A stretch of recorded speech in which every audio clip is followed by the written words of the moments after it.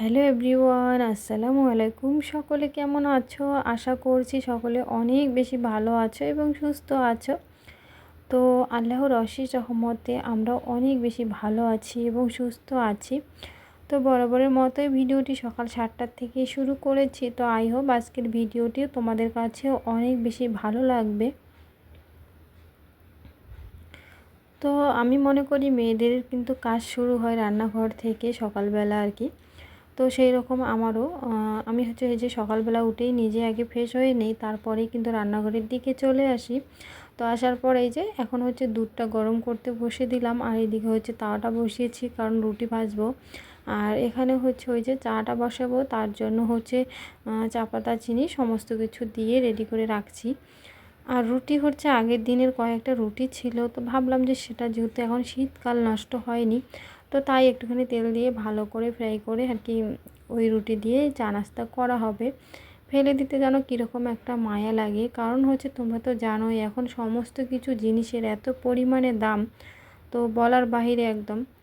তো যাদের টাকা পয়সা আছে তাদের ক্ষেত্রে তো ঠিকই আছে, কিন্তু আমরা যারা মধ্যবিত্ত পরিবার থেকে তাদের কিন্তু বলতে গেলে সমস্ত জিনিসে হিসাব করেই চলতে হয়, তাই না? আর এইভাবে হিসাব করে না চললে কখনো কিছু করাটাও আবার সম্ভব না। তো সেটাই আর কি। তো এই যে এখন কিন্তু আমি রুটিগুলো ভালো করেই ভেজে নিচ্ছি। তো হাজব্যান্ড কিন্তু এরকমটা পছন্দ করে না, বাসি রুটি খেতে। তো তারপরেও তাকে বললাম যে এখন যেহেতু শীতকাল, তো রুটিগুলো ভালোই আছে, ফেলে দিতে যেন মায়া লাগে। তো সেই জন্য আমি রুটিগুলো একটুখানি তেল দিয়ে ভেজে নেই, তুমি না খেলে আমরা মা ছেলে খেয়ে নেব। তো সেটাই আর কি করলাম, যেই ভাবা সেই কাজ।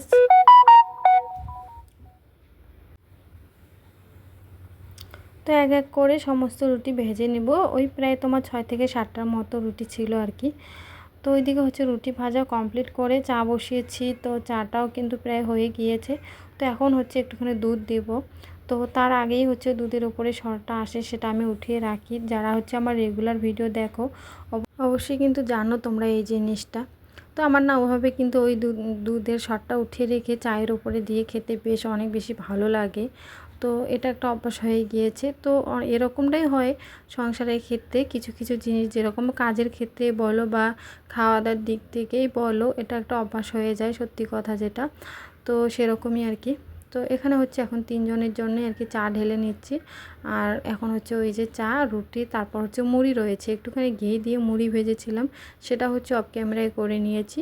তো ওগুলো দিয়েই চা নাস্তাটা সকালবেলার আর কি সেরে নেব।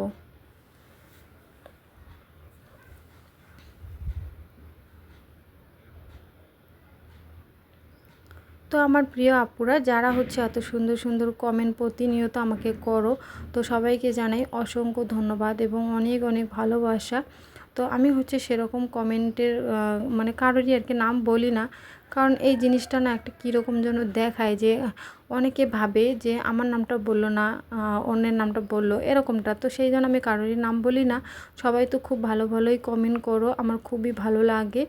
আর এভাবেই আমার পাশে থেকেও আমাকে সাপোর্ট করো, আমিও সবার পাশে আছি। তো আমি কিন্তু এখন বেশিরভাগই কারোর ভিডিও দেখে ইমোজি দিয়েই বুঝিয়ে দেই যে আমি ভিডিওটি দেখেছি, কারণ কমেন্ট করতে পারি না। তোমরা সবাই জানো যে কিছুদিন আগে আমি খুবই অসুস্থ হয়েছিলাম, আমার মাথায় প্রবলেম হয়েছিল, তার মধ্যে চোখেরও সমস্যা রয়েছে। তো সেজন্য আর কি, তো বেশি একটা ফোন দেখতেও পারি না। তো ওই যে ভিডিও চালু করে রেখে দেই, আর পরে একটুখানি ইমোজি দিয়ে দেই, এতটুকুই। তো হয়তো বা অনেকে ভাবতে পারে যে কেন কমেন্ট করি না, তো সেই জন্য আমি কথাটা বলে দিলাম। আর এই যে সংসারে কিছু কিছু কাজ সেরে নিয়ে গিয়েছিলাম একটুখানি দোকানে, কারণ ওই যে এটা যেহেতু রবিবারের দিনের ভিডিও, তো রোববারের দিন এদিকে অনেক বেশি ভিড় লাগে দোকানের মধ্যে। তো ওই 2-1টা টুকিটাকি জিনিস নেওয়ার জন্যই গিয়েছিলাম আর কি। দুপুরবেলা আবার রান্নাও করব, তো সেজন্য আর কি। তো এই টোস্টের প্যাকেটটা নিয়েছি, সেটার সঙ্গে ওই বাটিটা ফ্রি পাওয়া গেছে। আর একটা লিপ বাম নিয়েছি, বিস্কিট এবং টোস্ট, আর ফুলকপি, এগুলো আর কি নেওয়া হয়েছে। তো ওই যে মানে সব সময় তো আমাদের প্রতিদিনেই কিছু না কিছু জিনিস আনাই হয়, কিন্তু এমনটা না যে ওই যে 2-1টা জিনিসই শুধু, প্রতিদিনেই কিছু না কিছু লাগবেই। তো আমি চেষ্টা করছি মাসের খরচটা ওঠানোর জন্য, কিন্তু হয় না সেটা। কারণ একটাই যে আমার যেহেতু বাকি খাতা রয়েছে, এদিকে সবাই খাতা দিয়েই কিন্তু করে, কারণ এদিকে মাসে পেমেন্ট হয়, কোনো সাপ্তাহিক পেমেন্ট হয় না। তো সেজন্য আর কি। তো এখন হচ্ছে ডাব্বার মধ্যে বিস্কিটটা ঢেলে নিলাম, ওই জিনিসগুলো জায়গা মতো রেখে দিয়ে চলে আসলাম আর কি ওই যে দুপুরবেলা রান্নার জন্য। তো রান্না বলতে গেলে ওই ফুলকপি, আলু, বেগুন এইসবের তরকারি করব। আর শীতের দিন বলতে গেলে ওই সবজিগুলো কিন্তু বেশ ভালো লাগে, তাই না? আর যেহেতু আমি হচ্ছে দিনের মধ্যে ভয়েস দিচ্ছিলাম, হয়তো বা বাড়তি ভয়েস আসতে পারে, তো সেগুলো হচ্ছে তোমরা একটুখানি ম্যানেজ করো। কারণ হচ্ছে দিনের মধ্যে ভয়েস দিলে একটা সমস্যা হয়ে যায়, আর রাত্রেবেলা আবার ভয়েস দিলে আর একটা সমস্যা, যেটা আমি আমার হাজব্যান্ডের সামনে কখনোই ভয়েস দিই না, কারণ সে হচ্ছে আমার অনেক কথা ভুলভাল ধরে, সেজন্যই আর কি। তো রাত্রেবেলা অনেক কুয়াশা, বাইরে শীত ছিল, তো সেজন্য ভয়েস দিতে পারিনি। তো আজকে দিনের মধ্যে ভয়েস দিয়ে ভিডিওটি তোমাদের সামনে প্রেজেন্ট করব, তো সেটাই আর কি। আর আজকে হচ্ছে একটা দুর্ঘটনা হয়ে গেল। দুর্ঘটনা বলতে গেলে ওই যে সবজি কাটতে কাটতে আঙুল কেটেছিল আর কি। তো পরে আবার ব্যান্ডেড লাগিয়ে নিলাম, কারণটা হচ্ছে ওরকম মাঝে মধ্যে হয়, তাই না? তো কত মানে মাছ ভাজতে গেলে কত হাত পুড়ে, আমার গলায় মানে তেল ছিটে পড়ে, চোখে পড়ে, এরকম অনেক হয় আমার সঙ্গে, কিন্তু আমি কখনো এগুলো ভিডিওর সামনে বলি না। তো যাই হোক, আজকে জানি না কেন কথাটা বার হয়ে গেল। আর এই যে এখন হচ্ছে ফুলকপির যে মানে ডাঁটাগুলো, সেগুলো হচ্ছে অনেক মানে ভালো আর কি, সিদ্ধ হবে খুব তাড়াতাড়ি, তাই হচ্ছে ওগুলোও দিয়ে দিলাম বেছে বেছে আর কি, সমস্তটাই দেইনি। আর ফুলকপিগুলো এখন হচ্ছে কেটে কেটে দিচ্ছি ভালো করে। আর এই ফুলকপিটা ভাবলাম যে একটুখানি সিদ্ধ করে দেব, কিন্তু সেটা করিনি, গরম পানিতেই ধুয়ে দিয়েছি। কারণটা হচ্ছে ফুলকপিটা সেরকম মানে বলতে গেলে এদিকে বস্তির জিনিস খুবই ভালো, এক কথায় যেটা, সেরকম কোনো বাইরের সার দেওয়া থাকে না, তো সেই জন্য এগুলোতে কোনো রকমের ভয় নেই। তো তারপরেও একটুখানি গরম পানি দিয়ে ধুয়ে নিয়েছিলাম। আর এদিকে হচ্ছে ওই যে আদা, রসুন, লঙ্কা, পেঁয়াজ সব একদম পেস্ট করে নিয়েছি, সেগুলাই দিয়ে এখন হচ্ছে মশলাগুলো দিচ্ছি, হলুদ, লবণ, জিরে পাউডার, ধনিয়া পাউডার এইসব দিয়ে। আর ইদারিং আমি হচ্ছে ভেবেছি যে একটুখানি মশলা খাওয়াটা কমাবো, কারণ হচ্ছে আগে হচ্ছে অনেক ধরনের মশলা দিতাম সবজিতে, তো 4-5 রকমের মশলা দিতাম, তো এখন সেটা বন্ধ করেছি। কারণ হচ্ছে আমার একটু অন্য রকমের সমস্যা দেখা দিচ্ছে, তো সেই জন্যই আর কি। তো হয়তো বা ডাক্তারও বলেছে যে বেশি মশলাটা খাওয়াটা ভালো না, কিন্তু আমরা কিন্তু ওই শুরু থেকে নিয়ে মানে মশলা বেশি খাই, তো সেই জন্য একটা অভ্যাস হয়ে গিয়েছে। তো সেটাকে একটুখানি হলেও কমাতে হবে, কারণ না হলে নিজেরই অনেকটা বেশি ক্ষতি হয়ে যাচ্ছে, সেটাই আর কি। তো এই যে আমার ফুলকপির তরকারি তো একদম মোটামুটি খুবই টেস্ট হয়েছে, খুবই ভালো লেগেছে সত্যি কথা যেটা। কারণ এইদিকে না সবজির মধ্যে বেশিরভাগই সার দেওয়া থাকে না, তো সেজন্য এইদিকে মানে যে কোনো সবজি বলো না কেন খুবই টেস্ট হয়। তো যাই হোক, এইখানে হচ্ছে ধনিয়া পাতা বেশি করে দিয়েছি, কারণ হচ্ছে এখন ধনিয়া পাতার দামটা একটুখানি কম রয়েছে।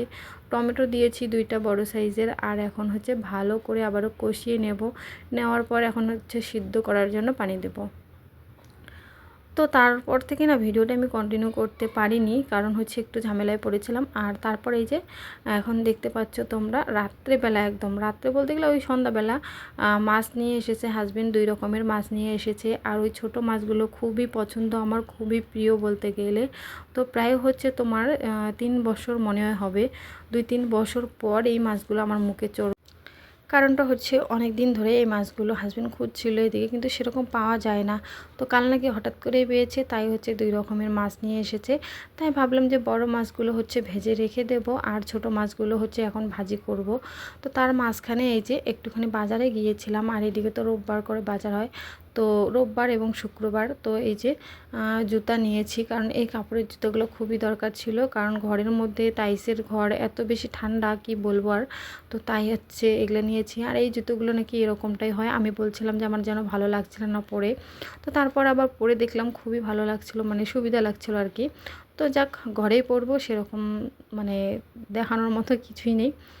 তারপরে এই যে কাস্টমারের কিছু মানে কাপড় দিয়েছিল সেলাই করার জন্য, তারই আস্তর নিয়ে এসেছি। আর একটা কুর্তি সেলাই করতে দিয়েছিল এক কাস্টমার, সেগুলোও নিয়ে এসেছি। কারণ হচ্ছে আমার কাস্টমার হচ্ছে বাজারের ওই দিক থেকেও আমার অনেক কাস্টমার আসে, তো আমার দেখা পেয়ে আমার হাতে দিয়ে দিল। এই কুর্তিটা হচ্ছে আমিই সেলাই করেছিলাম, তো সে বলছে কোমরের মধ্যে একটুখানি পট্টি লাগাই দিতে, সেটা দিলে নাকি তাকে ভালো লাগবে, তো সেটাই করার জন্য আর কি দিয়েছে।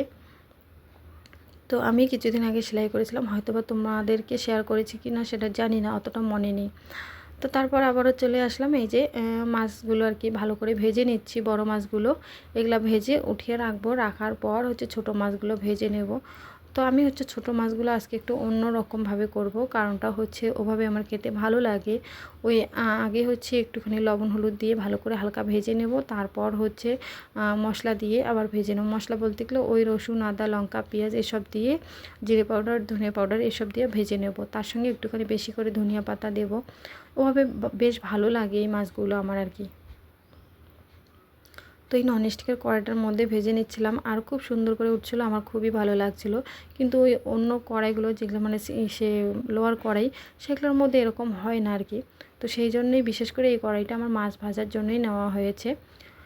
তো এই যে দেখতেই পাচ্ছ যেটা বললাম সেটাই করছিলাম আর কি, সমস্ত মশলা দিয়ে কষিয়ে নিচ্ছি। তো এভাবেই রান্নাটা করে নেব আর কি।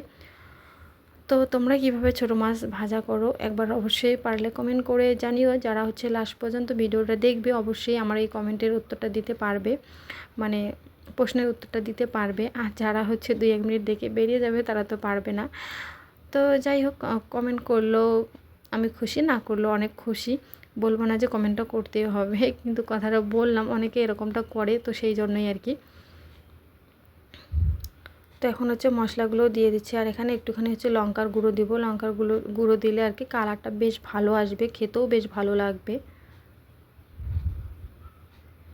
তো হাজবেন্ড হচ্ছে একবার বলল যে ওই মাছগুলো রান্না করে না। আমি বললাম না থাক, 3টা মানুষ মাত্র, এতগুলো মাছ একবারই রান্না করে কি করব, ওই মাছগুলো থাক, কালকে হচ্ছে রান্না করে নেব। তো এইভাবেই চলতে হবে, কিছু করার নেই। হাজবেন্ড বলল, সেটা আমি করিনি।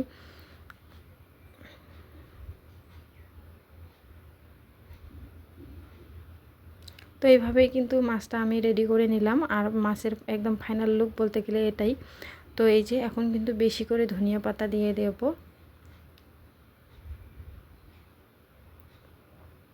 তো দেখতে দেখতে কিন্তু ভিডিওর একদম শেষ পর্যায়ে এসে গিয়েছি। আশা করছি ভিডিওটি তোমাদের কাছে একটু হলেও ভালো লাগবে।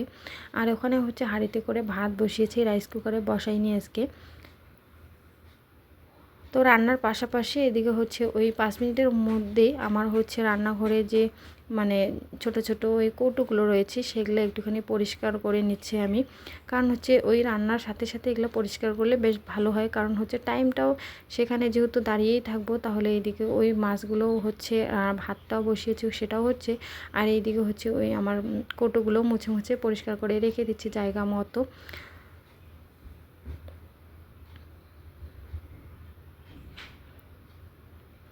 তো ওইদিকে হচ্ছে কৌটোগুলো পরিষ্কার করে রাখলাম। এখন হচ্ছে মাছগুলো আর কি হয়ে গিয়েছে, মাছগুলো উঠিয়ে নেব। আর তার সঙ্গে হচ্ছে এদিকে মানে ভাতটাও হয়ে গিয়েছে। তো যাই হোক, আজকের ভিডিওটি এই পর্যন্তই। সবাই ভালো থাকবেন, সুস্থ থাকবেন। আল্লাহ হাফেজ।